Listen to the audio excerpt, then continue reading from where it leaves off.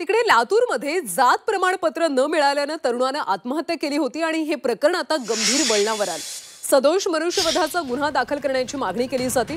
SDO Sharad झाडकेंवर गुन्हा दाखल करा अशी मागणी होती। गुन्हा दाखल केल्याशिवाय मृतदेह ताब्यात न घेण्याचा पवित्रा नातेवाईकांनी घेतला। लातूर जिल्ह्यातल्या निलंगा तालुक्यातल्या दादगी गावात जात प्रमाणपत्र न मिळाल्यानं आत्महत्या केलेल्या शिवाजी वाल्मिक मेळणेच्या प्रकरणाला आता गंभीर वळण लागले। निलंगा इथल्या उपविभागीय अधिकारी शरद झाडके यांच्यावर सदोष मनुष्यवधाचा गुन्हा दाखल करण्याची मागणी नातेवाईक आणि समाज बांधवांनी केली। गुन्हा दाखल केल्याशिवाय मृतदेह ताब्यात घेणार नाही असा ठाम पवित्रा त्यांनी घेतलाय। त्यामुळे प्रशासन आणि पोलीस यांच्यासमोर मोठं आव्हान उभं राहिले।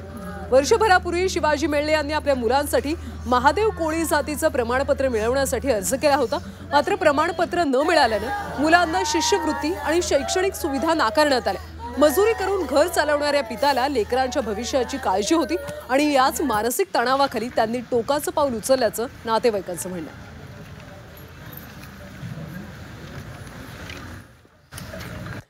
पुढच्या बातमीकडे